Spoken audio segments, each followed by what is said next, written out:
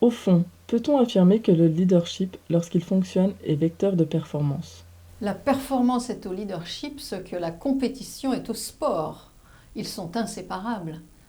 Mais la notion de performance est complexe. Elle varie selon le secteur d'activité et selon le positionnement dans le cycle de l'activité. De toute façon, le leadership est essentiel pour conduire et faire évoluer une organisation. Aujourd'hui, 3 champs d'action nous paraissent prioritaires à l'ère des technologies de l'information. L'innovation, l'intelligence collective et la continuité du leadership. En quoi le leadership est-il nécessaire pour innover? Tous les secteurs ont besoin peu ou prou d'innover, que ce soit les produits, les services, l'amélioration des processus opérationnels. La recherche de la qualité au meilleur coût concerne les entreprises, qu'elles soient publiques ou privées. Et le leadership a un rôle de catalyseur à jouer pour créer l'environnement favorable à l'innovation. Par exemple, écouter les propositions, pour accepter l'erreur comme faisant partie du processus et pour mobiliser les moyens nécessaires, humains et matériels, pour innover. On parle beaucoup d'intelligence collective. Qu'entendez-vous par là? Beaucoup d'entreprises fonctionnent aujourd'hui avec des modèles organisationnels anciens, à une époque où l'échange d'informations est clé. On constate d'ailleurs des différences importantes entre les sociétés de l'Internet, les entreprises, le secteur public. Par exemple, aujourd'hui, les réseaux sociaux sont beaucoup plus actifs à l'extérieur de l'entreprise qu'à l'intérieur.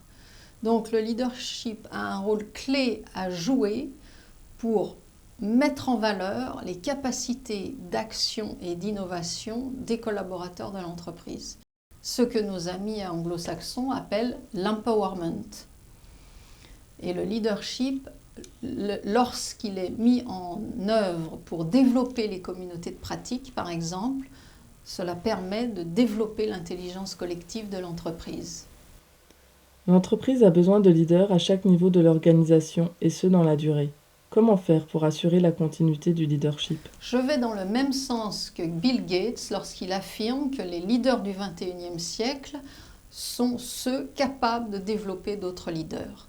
Parce que les leaders passent, les organisations se transforment et les organisations ont besoin d'anticiper pour faire en sorte de détecter les talents et de former les jeunes talents qui seront les leaders de demain, pour assurer aussi que les évolutions de la société sont prises en compte avec la diversité qu'il faut intégrer, avec le management à distance et le leadership au féminin.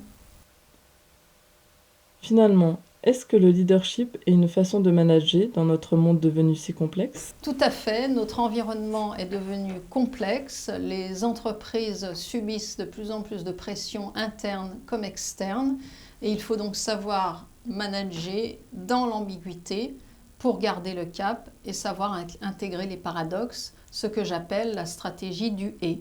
Savoir soutenir une vision et garder le sens des réalités, savoir avoir l'énergie de l'action et savoir prendre du recul, savoir intégrer et soutenir les jeunes talents et savoir prendre des décisions difficiles, savoir innover mais en même temps assurer les résultats à court terme et savoir booster la performance tout en démontrant son intégrité.